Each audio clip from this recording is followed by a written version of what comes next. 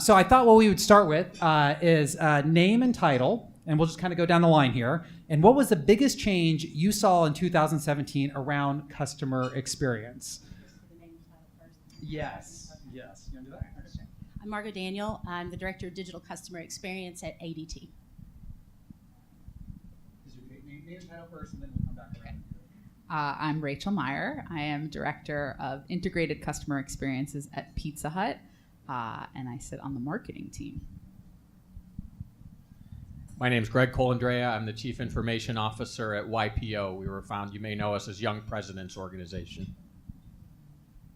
I'm James Helms. I'm the VP of Design for Intuit's Strategic Partners Group.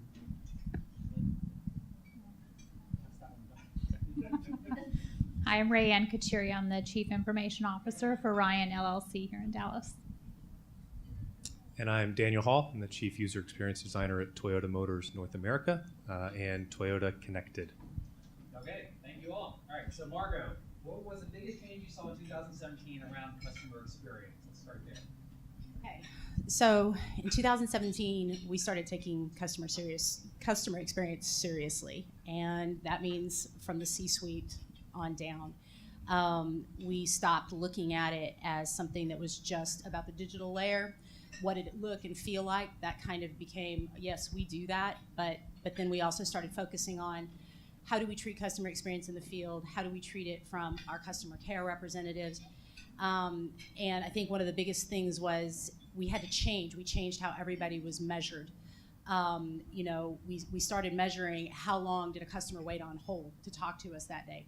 Not on average, not in aggregate, not as a percentage, but how long did one customer wait to talk to us on that day? How long did one customer wait to get a service call from us that day?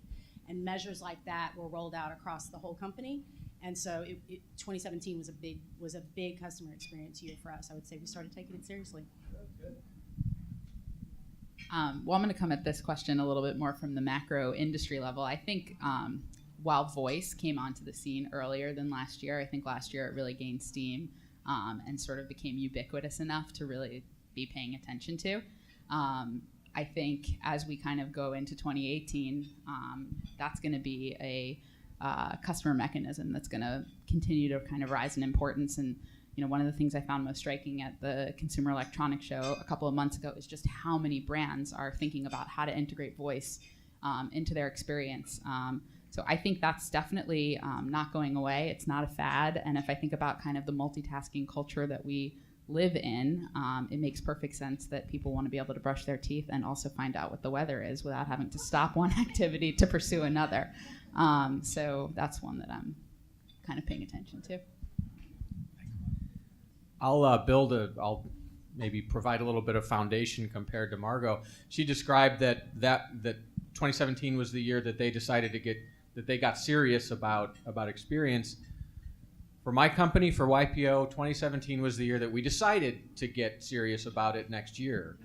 And that's a victory. That's a victory. And there will be more, I'm sure more of this will come out because it's still a little bit raw as we go through the panel today. But there's some good stories there. So congratulations. It's a big piece, right? Like Intuit's actually had a really great reputation of being customer focused, and this was the year that our leadership team, our CEO and our chairman, realized that the things that we had founded this company on around being obsessed around customers, we were actually starting to fall down on the job. We'd let it lapse. And so they went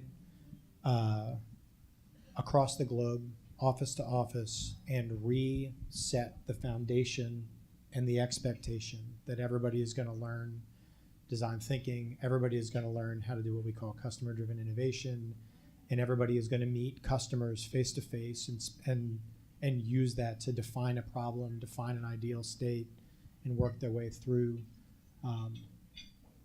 basically innovating with customer input. So for us, that was a year of doubling down on things that we've already committed to. Yeah, I would share similar themes as my peers here. One of the things we did at Ryan recently is, well, one, we hired a new chief people officer, which, has a lot of industry experience and really focusing on pulling together, the people, the technology and everything within the firm. And in fact, we just had a strategic meeting earlier last week where we had and actually this is my quote here on the paper too, where we had these well-defined principles around customer service and how we serve and what it really means. And we flew all of our leadership in from all over the country. And they put us all in a room. And one interesting thing, we had to define what it meant, and we pretty much, as many people in the room that we had about that many definitions of what it really meant. So it really highlighted, that you have to evolve and change as you focus more on the total experience. And so we actually have rewritten some of our original frameworks and principles. And again, in the spirit of this conversation, it's not only about software or UX or UIs. It's that entire experience within your organization. So that was kind of new and different, especially for a tax firm, because we're typically not right there at that time. So. Yeah, so something that I see at an industry level or at a larger macro level, but at Toyota we're actively participating in this, is being proactive about voice of customer instead of reactive. Many times in our past of producing products, we'll put something into the market and then hear customer complaints and try to fix it. Turns out that's really hard to do with a car, but that's just the way that we've done it. Starting last year and moving forward, we've moved to letting our customers be involved in the development process, coming in and seeing when we're at wireframe stages, coming in and seeing what they like or don't like. Right now, that's kind of focused on digital aspects of it, but I see us moving in a direction where the customer can influence the way that we're designing cockpits, the way that we're designing entire vehicles, and giving real value to that input, not just kind of hearing it and then maybe getting back to an executive decision and saying, well, sorry, I like this other way instead, but giving full equal weight to the customer's wants and the customer's needs, as we do to maybe some people who might not even drive a car themselves. So I feel like a lot of times businesses ask the question, and I'm happy to hear that most organizations here are focusing on or will focus on soon. But the question from the business team sometimes is why? Why should we focus on customer experience? So does anyone have any stories of any potential threats that their organization's having that would be uniquely fixed by actually providing a better customer experience, or potentially it's why you're actually losing customers? Yeah, I'll jump into one real quick just because I've got the only mic. Yeah, so we were talking about this at lunch a little bit earlier. So everyone in the room, I'm sure, is familiar with the J.D. Power ranks. Toyota and Lexus have fallen to the lowest position that we've ever been in the last year. And that's because people aren't happy with the cockpit experience we're providing. Just quick show of hands, who thinks you've got a really great, across whatever model vehicle you drive, who thinks you have a really great center stack in your vehicle? Yeah, like 4 or 5 people. The rest of us don't. And that's a really big problem. It wasn't so much a problem 10, 15 years ago, before we all were carrying around super powerful computers that everything was just kind of free on. That's become the expectation, and our industry hasn't shifted. So because we got these really bad rankings, that means that we have something to fix. We have a big problem that we have to fix, because if we don't, we're going to lose out to someone else that does care about it. Similarly, but on a very different topic, pizza. We took a hard look last year at some of our biggest consumer pain points, and not surprisingly, people really don't like getting a cold pizza. And it's a big determinant in whether they want to come back, is how that pizza was delivered. And if it's hot, it's a delighting experience, and if it's cold, it's really not. And so we set about kind of what can we do to ensure that we deliver a hot pizza every time. And so to do that, we sort of cross-functionally set work streams in motion to re-engineer our pizza pouches to retain heat better, to re-engineer the boxes to conduct heat better. We looked at our operations systems to see if we could optimize for speed, to make sure that we were getting the pizzas out the door faster. And I mean, it's amazing, but all in, you look back and every single one of those initiatives, of which I didn't even get to half of them, really add up to a pretty significant result. But I think it was that holistic approach that we took that really kind of systematically chipped away at this problem that we identified. And so, when you can kind of do that holistically, you get to a better result. I would say one of the challenges we face as an organization is, while we're a tax firm, we have probably 20 different divisions that do various forms of tax analysis. And historically, Ryan's been very siloed in their approach within their divisions, and it's worked very well. But when you have this desire to kind of cross-sell across different lines of business, which is a great business model for all of us, we were inflicting unnecessary kind of pain on our own customers. Oh, for this service line, you go to this portal and you drop off these files, and the results are delivered in this fashion. So one of the things we're kicking off for this year, actually, and we're going to engage P202 with this, is let's unify that client experience, because we deliver great service and results, but I think we can really, really improve that. So it's one of the challenges is kind of centralize that and bring that common experience where it doesn't matter what, doesn't matter who, doesn't matter why. This is where you go. This is well understood, well defined, and that's one of the things we're solving in 2018.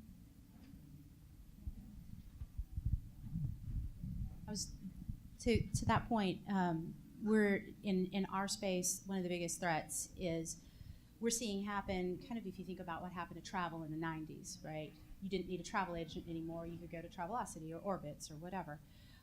In the security space now, people can go to Lowe's.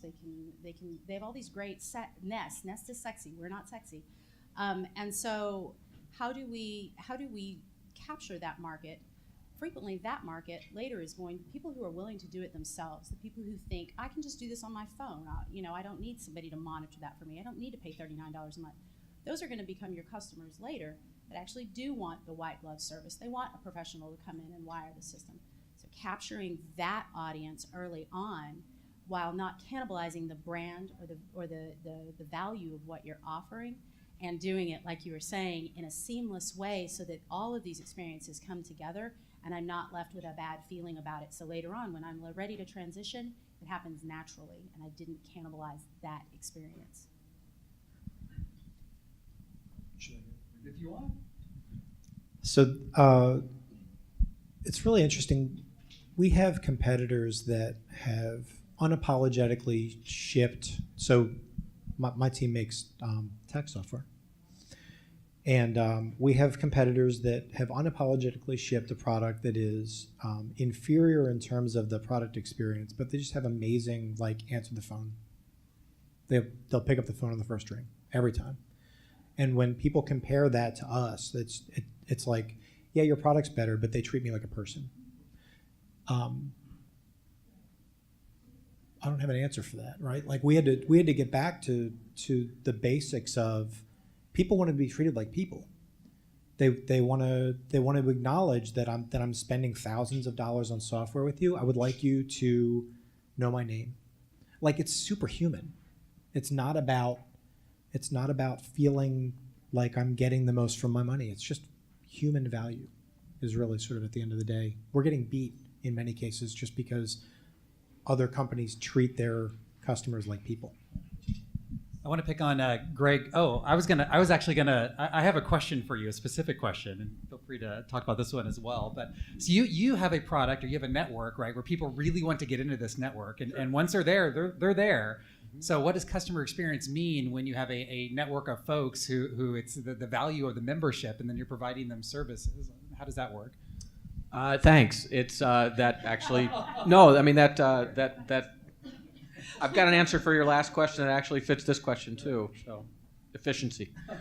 YPO. YPO was founded as everybody knows what Toyota is and Intuit, et cetera. A lot of you probably don't know what YPO is. It was founded 60 some odd years ago as Young Presidents Organization by a guy who inherited his father's business and in New York City and had no idea at the age of 32 or something years old who to talk to. You know, it's lonely at the top, and how do I learn how to be a successful executive and drive this business? He founded the Young Presidents Organization, which 67 years later is 26,000 members in 135 countries and 450 odd chapters around the world. Are there any YPO members in the audience? I know one. I know one right there. Yeah. Yep. Sure. So, It's not a secret organization. no, it's not a secret organization. No, it's not secret at all. And but just as context to that question. So we've been force-fitting from a digital perspective and a digital tools perspective. We've been force-fitting YPO members into the YPO tool set, which has not been great. And as we, if you're a YPO member and you're a part of the photography network, 26,000 members, there's going to be a lot of them that are interested in photography.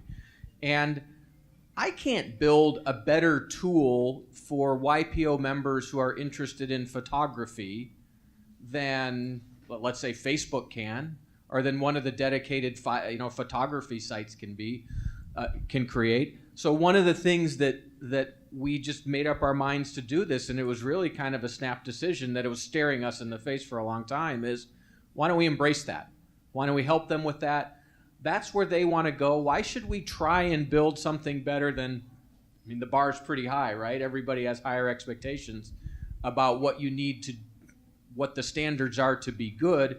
And I can't beat Facebook for a lot of those things. I can't beat, SmugMug for a photography site. But if that's what the members want, let's meet them there and give them advice about how to make that more successful with them. I'm not sure that it feels like this is in the flavor of what you were asking. It's just it's not necessarily about what we want, even though we want to be able to measure what they're doing with it. So that becomes the challenge. Is you can let them go outside of the YPO tool set, but you still want to be a part of their life there. So it sounds like we're all on the same page about the focus around the customer, which is great. So how are we gathering insights from these customers to understand what product decisions to make in the future? From your different teams or different companies, like how are you going out and gaining those insights from customers?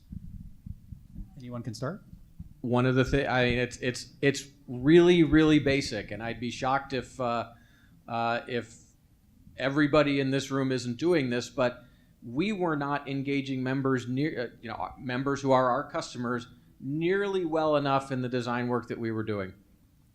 And the insights that you get just in those quick, off-the-cuff comments, they've been absolute game changers for us. And the game is still changing. Clearly, there's a lot farther to go. But just engaging that customer there and doing panels and bringing, an equivalent of a focus group together is there's no substitute for it. And I'm really glad to have introduced that in my first couple of years. So. We go to their offices and we sit there and we watch them for 4 hours. Watch them do what? What exciting thing are they doing? Taxes. We watch them. We watch the way they set up their work. We watch the way they do their work. We watch them fidget with the printer. We watch them talk to their customers. It's actually one of the things that's really interesting is we understand that we are facilitating a different relationship. That tax accountants are trying to drive better outcomes for their clients, and we had to sort of get in our heads that it wasn't just about solving for the accountant. It was about solving for that relationship and making it stronger and helping the accountant be the best they could possibly be so that guy's business stays afloat, or so that they, make good decisions with their money for investments or whatever. But yeah, I mean, a lot of it is like sit there and watch them, and then ask them a couple questions at the end about why did you do that weird thing, and then they'll explain it to you, and you're like, oh my god, that looked super painful, and they go, oh, it sucks, but I've been doing it for 25 years. Maybe we can help. Yeah, for clarity, we're different tax firms, so we're not the same. I'm corporate tax. One of the things that we also do internally, and wisely and painfully at times, depending on which side you fall on quarter to quarter, but our comp is tied to our performance for our customers. Back in IT, shared services, if you will, my SLAs to my internal customers were measured, my team is measured, and it's pretty binary, as well as our service delivery. So these large firms that go out and do corporate tax for many corporations, their comp is tied to it as well. And it's a really high bar. It's a really, really high bar. And actually, they just raised it this year because right when you start to do well, they raise the bar, which I think is fair because that means you've mastered something and there's always room for improvement. So I would say, when your comp is tied to it, everyone is rowing in the same direction. And we also do traditional, feedback loops and surveys and customer observations and things like that. But internally, I think you have to align, your behaviors and your, and sometimes even your comp plans to make sure you hit that mark. So. We kind of started halfway and skipped over. Kind of ping-ponging. So we just came out of a long period of being super focused on the CSAT. It's all about the CSAT, and we sent out probably more surveys than our customers strictly wanted to see. And now the pendulum has swung the other way, and we're kind of on two ends of the spectrum, if you will. We're getting heavily into voice analytics because we take about 1.2 million calls a month from our customers, so plenty of fodder for data there. And we're using it to get really early insights on product offerings, as well as just how are our customers talking to us, what are their problems. And then really getting senior leaders out into doing focus groups with the people in the field and the people in the offices and the call agents. Our customers are telling us what the problems are. There's no shortage of that. It's really just boils down to where does the tough nut to crack is, okay, we have this mountain of problems. Now where do we focus our effort? Okay, I'll go. So we're really fortunate as a company of our size to have a broad user base. We've got lots and lots of customers that are more than happy to talk to us about what they don't like about some of their things. And so that's back to my earlier comment about being reactionary. We've got plenty of that. What we've started doing is sending out targeted surveys to customers in specific regions and asking specific questions about ideas that we're considering for our next generation vehicles. As someone that owns such an expensive piece of hardware, getting that kind of input early on is something we've seen people respond to very well. That said, if you're not at an organization that has that kind of scale, there's still things that you can do. So we have customers come to our headquarters just down the street every Thursday and Friday every week and come and sit with my team, and we have them use the system that we're working on. We've developed a prototype, and we have them sit behind a wheel, give them some tasks to do. We're recording that, recording facial expressions, which we can kind of do some analytics on that, as well as over the shoulder of what they're clicking on, and then we do speech to text recognition for the whole thing. So what we can do with that data is then go back and analyze and look for patterns and things that people are saying. The amount of the amount of technical sugar that you put on top of that really is just bonus to getting someone face to face with someone from your design team, someone from your marketing team, someone from your support team, and being able to sit with someone and hear what their concerns and complaints and their ideas. These people sit with your product probably a lot more than you do in different ways than you do, and so there's really valuable insights that you can get, whatever the size of your company may be. Well, at Pizza Hut, we have a host of ways that we capture, comb, and kind of glean insights from data. But there are a couple of tools that I sort of gravitate to. One is what I think is very often overlooked, but extraordinarily powerful, and that is just like having postmortems after projects sort of end, and looking back and really kind of determining what are the actionable insights that we can use as we plan, the next project, based on what we thought was going to happen on this one. And I think it's kind of a laborious effort, but it's a really worthwhile one that often kicks off really helpful insights that inform kind of your future approach. The other thing that I really love to do is ethnography. It's kind of old school and it's pretty expensive, but it's just a great way to see consumers like genuinely interact with your brand on their own terms in their own space. And I think just seeing where they stumble and what their voiceover is, there's just a ton of amazing stuff that you can take back from those experiences, and it's worth doing once a year or every couple of years or however often you can do it. Yeah, I'm partial to the in-person stuff as well, so I love to hear that. So lots of great ways of gathering insight. How do we prioritize the insight that we get to know what to tackle first? And I did want to mention, Toby sent out a survey about some of the challenges that folks here in the audience are having, and one of them was, and I'm anonymizing it here, but that there was a question that around, does it even exist? Is there even a method to prioritize insights? So does it even exist? So does it exist, and how are you doing it? Yeah, I'll start here. So we are a very strict Agile company, Scrum company. And so for every product that we're working on, we've got a product owner and a Scrum master. It's that person's job to make sure that we're prioritizing that list. And so by bringing it down to a single point of contact for your product, those product owners all report up to a chief product owner. So they're reporting back to this person, and that's where, when there's maybe some differing opinions on what should be prioritized, that can happen at that level. But we really give full ownership to those product owners to make sure that we're prioritizing what we're working on. So far, so good. Are they following? So you mentioned you're gathering insights from customers. Yeah. How are the product owners deciding how to interpret that and then prioritize? Yeah, so everything from our testing goes back into our backlog. We maintain a single backlog for each product, and that product owner and Scrum Master go through that every week and look at what's been added and reshuffle and start the next week off.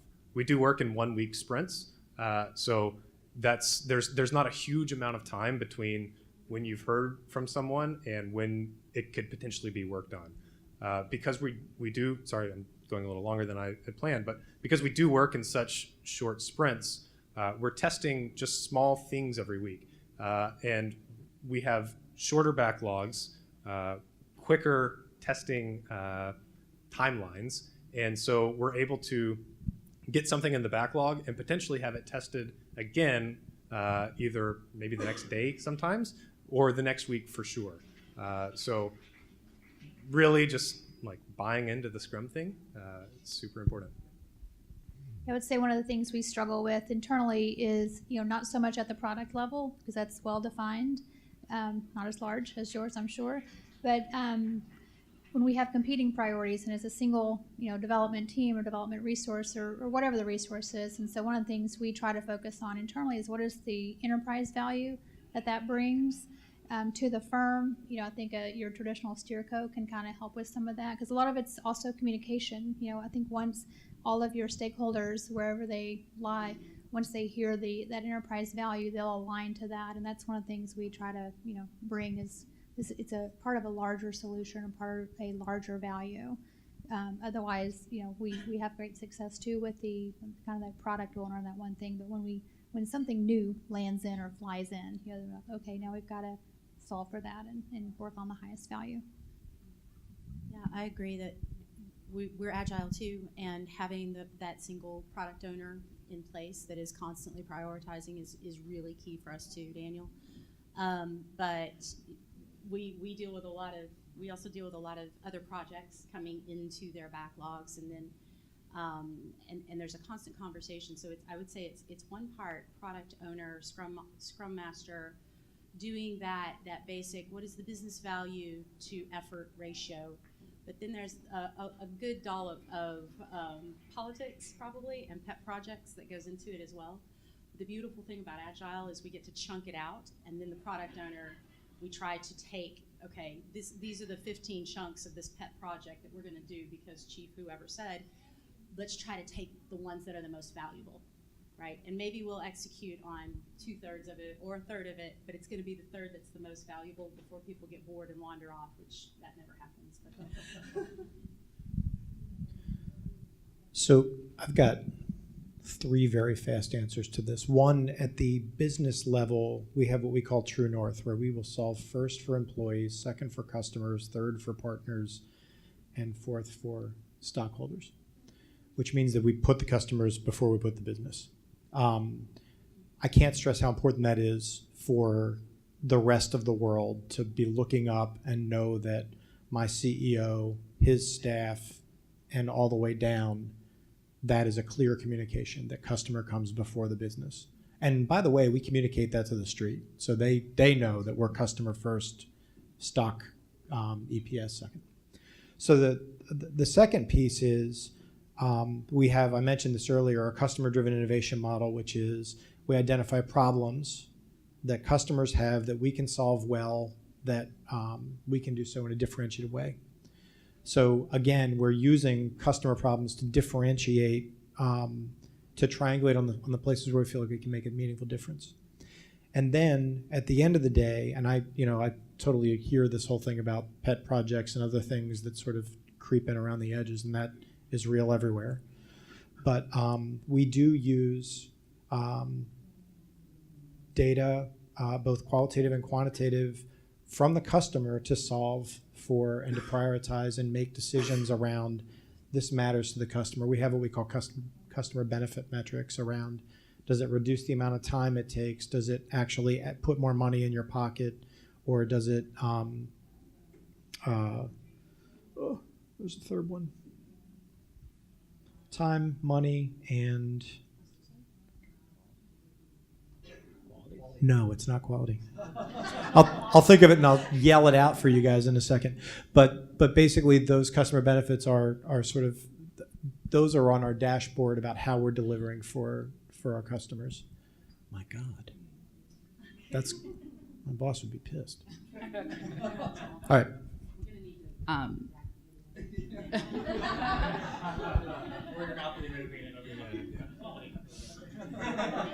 So fortunate. Complete confidence. That's the word. Why didn't I get that? Quality is actually right there. Same thing. We're fortunately in that time of year where the priorities are crystallized, the goals have been set, and it's a really nice couple of weeks that we get to enjoy that.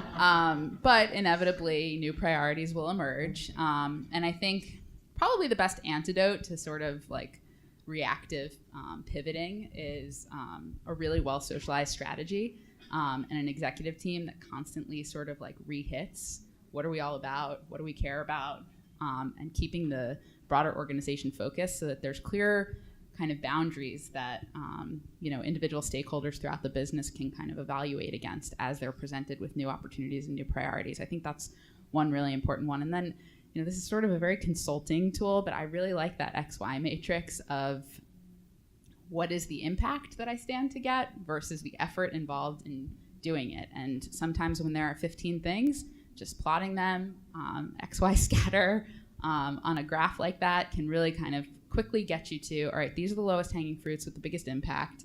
Let's do those first. And I think, just tactically, that's a way that I really like to prioritize. I don't have a good prioritization mechanism, and first step is admitting it, I guess. The prioritization mechanism that I inherited when we came there, I think is broken, and I don't think is getting us to the right areas to focus on first. And I think that's not because I don't have a good group of product owners and I don't have good developers that don't deliver on time. I've got both of those pretty much. I think it's because I know it's because the organizational priorities are not crystal clear.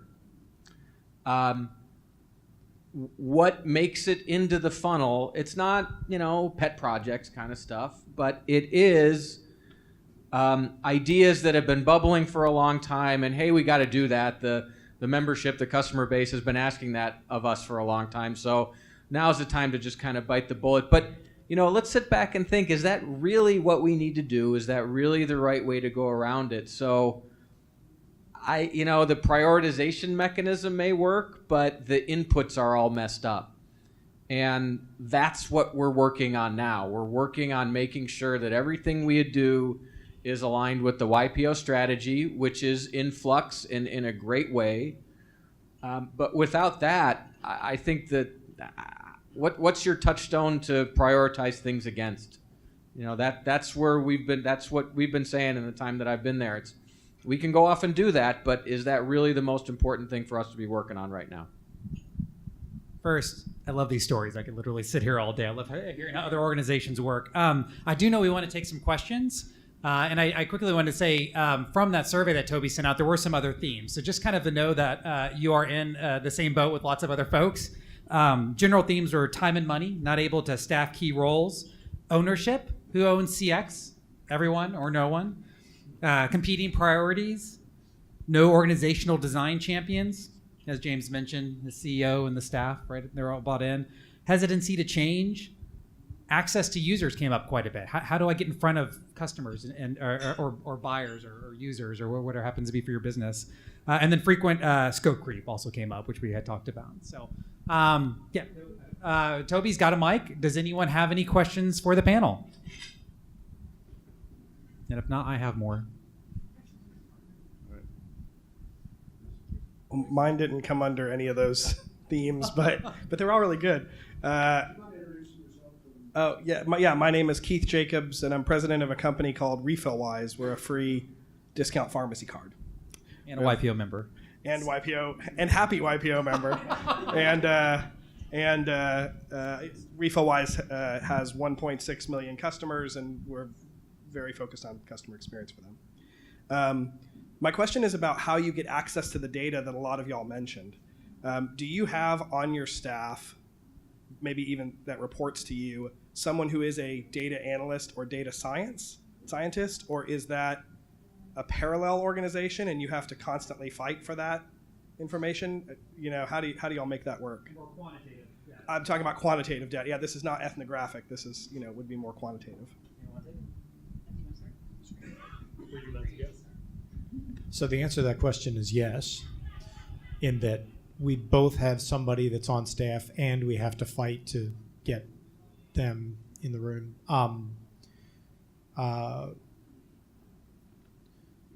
For a company that is relying on data, and for a company that has been creating tremendous amounts of really valuable data, we are very early in our journey in being able to make it work for us.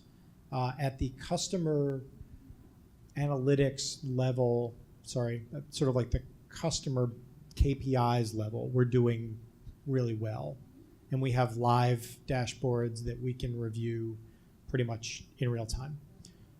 Once you start trying to dig into the insights that would help you make a decision to improve a customer experience, it starts to get really fuzzy because we have legacy technology that keeps data in isolated places, and wrangling it all for a single magic use is actually going to take some time. We're in a transformational stage where we're moving to a data lake where we'll have more sort of ubiquitous access to data to create the insights that we need.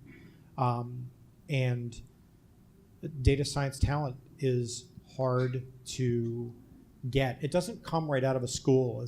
I was saying I did some research around education and finding the next generation of talent, and data science is not like they're not cranking them out of X university. You really do need to sort of find somebody who's either a really good data person or a really good engineer, and then sort of mash together the other skills. So even if we could get the data the talent is the other piece of that equation. You really have to stitch those two things together. I would say within Ryan, we just hired our data scientist, and that position was open for about 11 months because it is very difficult to hire, and we were seeing a lot of academia and not a lot of business experience there, but we were fortunate, thank you, and we did hire one. But I would say, when you need to make an IT friend who can get you the data. I'm kidding. But, we obviously have all the data, but I think you'll have to be careful about what kind of quality of data that you do have, because you can get a lot of digital exhaust from a lot of different systems, but you do need that data science, that analytical layer to make it more meaningful. And that's something that, because we've got the data lake, we've got the, lots of data coming in, but we spend most of our time, and this is why we're grateful to have our new data scientist, tell me the problem you're trying to solve and trying to learn from this data, because that's where the skill comes in, because the data's all around, but it might not be accurate or solve the challenge you're trying to solve for.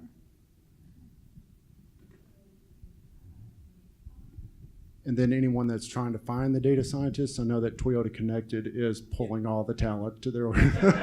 Daniel evidently has hundreds of them. Here you go, one more question. On that same vein, this is a hot market right now. Everybody's coming here, including Toyota. What other skill gaps are you having trouble acquiring and throughout the organization? All of them. Probably hiring those people. He's probably going to steal my data, guys. Yeah. I mean, the answer is all of them.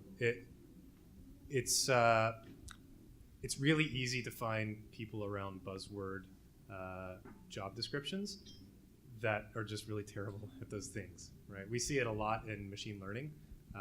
That's a thing. Everybody wants to talk about machine learning. I do AI, but no, you don't, right? You don't really understand what these things are, and so finding people that actually know what to do with big data, know how to get valuable insights out of it, how to weed through all of the things, that's a big issue.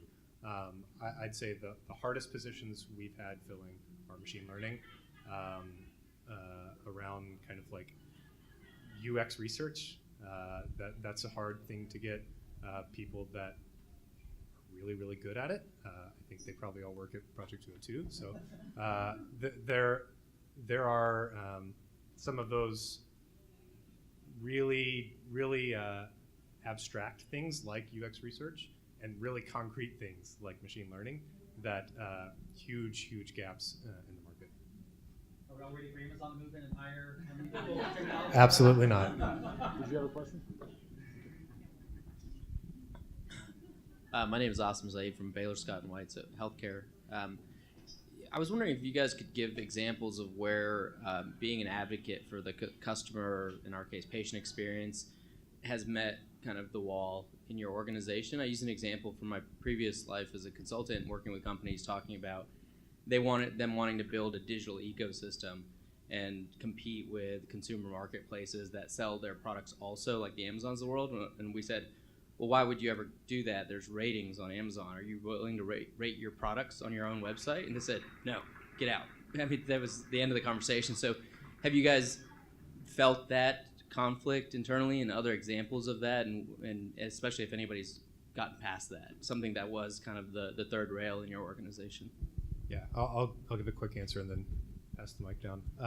So one of the areas where we have some struggle with things like iterative testing, agile product development, is in the sheer amount of specification writing that we have to do to build a car, right? It's an extremely complicated piece of machinery, takes a long time, lots of suppliers in the mix. And that process for documenting all of that can take hundreds of people months to do. So what that says to me is we have an issue in our process. We need to find ways to automate this process so that we can get to a point where it's not hundreds of people months, it's maybe 10 people weeks, to do the same thing. And so my team is making a very big investment in our product development and writing automation tools to do those sorts of things.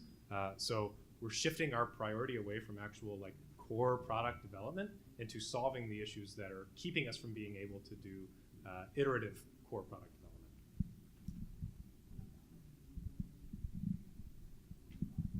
So we have a metric in our business called promise time. It's the time on the site that you see that tells you about how long it would take to carry out a pizza or have it delivered.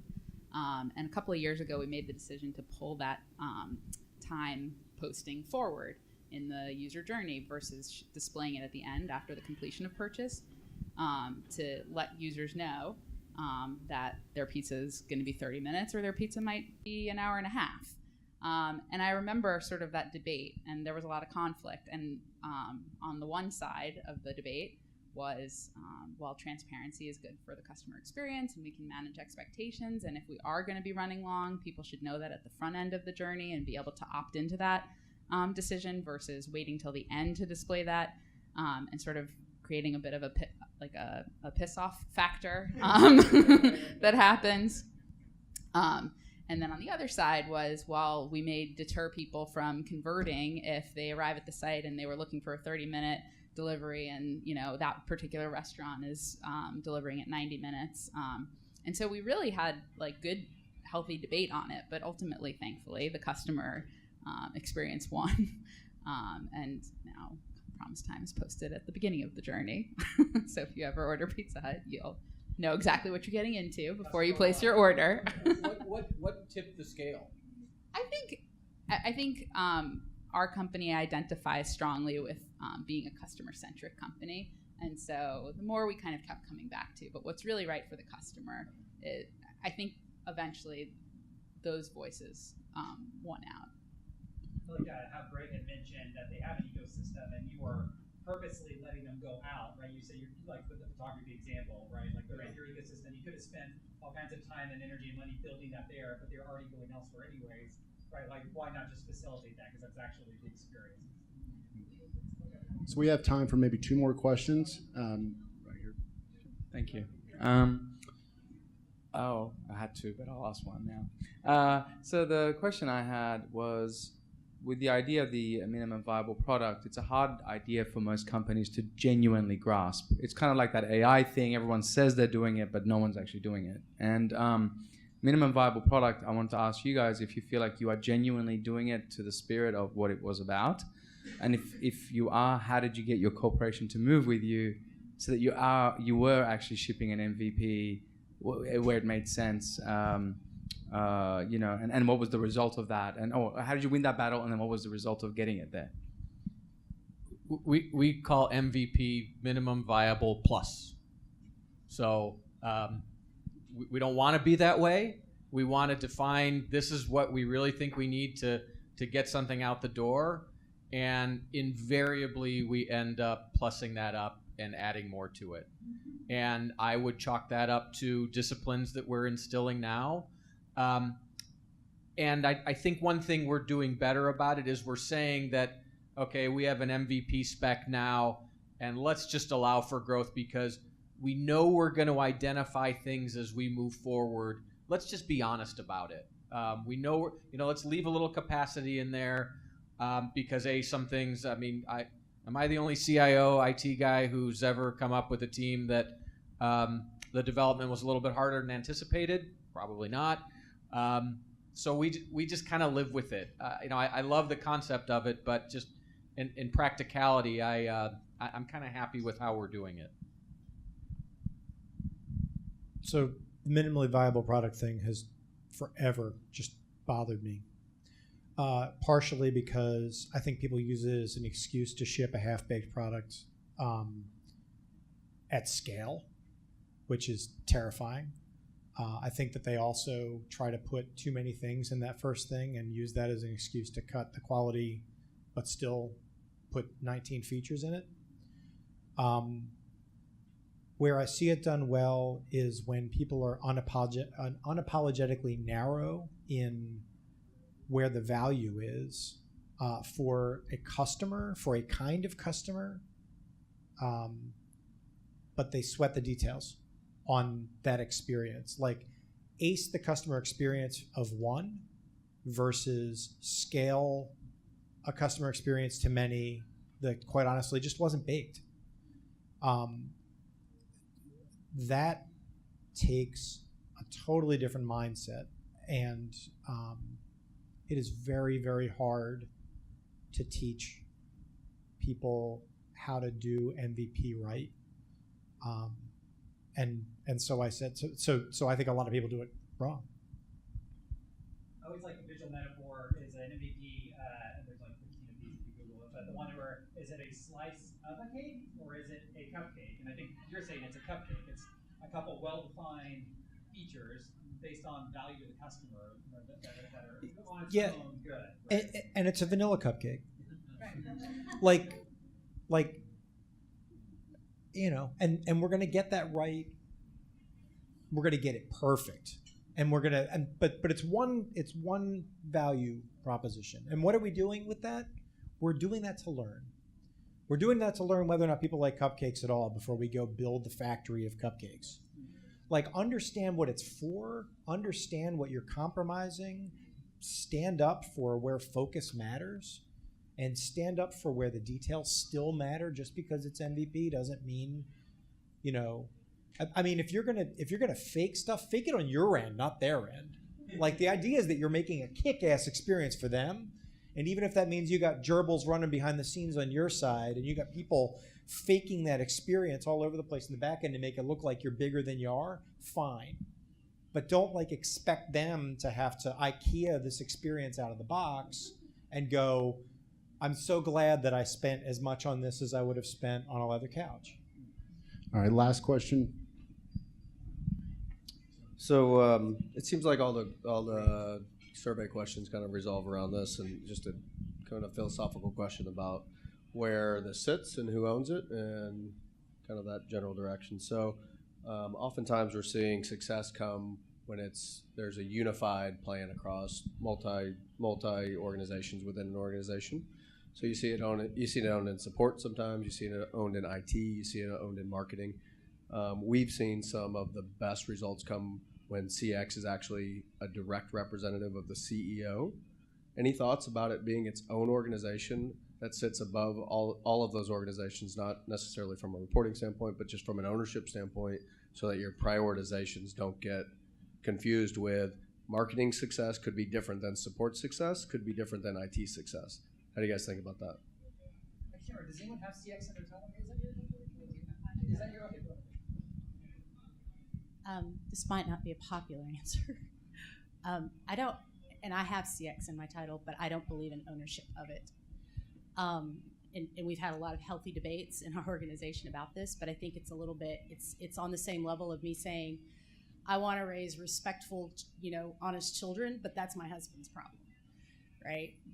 I can't be in the room every single time my husband's having a conversation with my daughter. I can't, and I think about it like, and there's a lot of passion on my team as well, and I deal with a lot of, my folks come to me and like, well, we weren't there for that decision.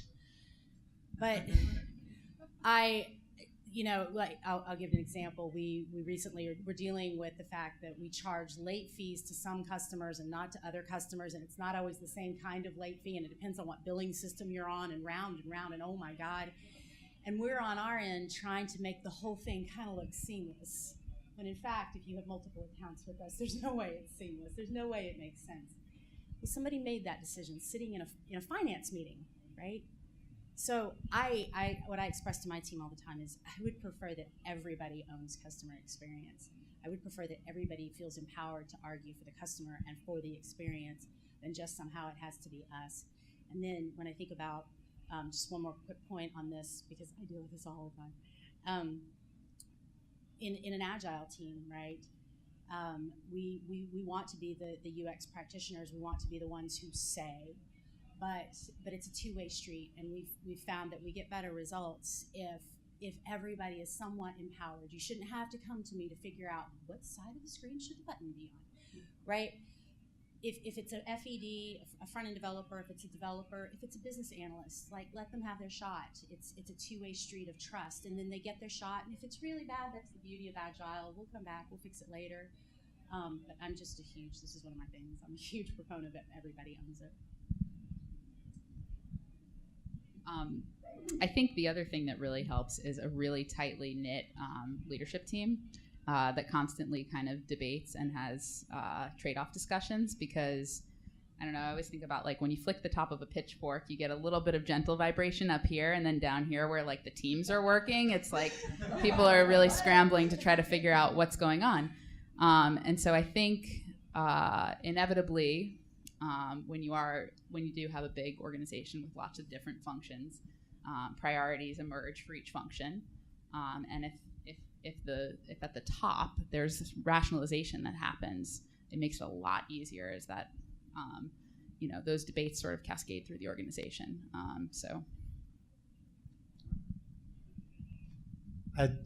We had the benefit of the SVP of customer experience from Hilton came and spoke to Intuit a couple weeks ago, and he was talking about this multi-channel strategy that they were doing where mobile and digital and all these things sort of stitched together. And I was like, how do you do that? And he kind of laughed, and he's like, we're not getting it perfect, but it's all around delivering a great customer experience. And customer experience is like the thing that aligns all these disparate channels. And to your point, that everybody has to co-own that, right? Like that has to be part of everybody's mission. And if it's part of everybody's mission, then and that becomes that sort of North Star that everybody's working toward. And there's actually very little room to interpret there. There's less than you think. It's less subjective than you think. And it does serve to pull siloed teams to a much more solid place. Well, everyone, please join me in thanking the panelists and the moderator.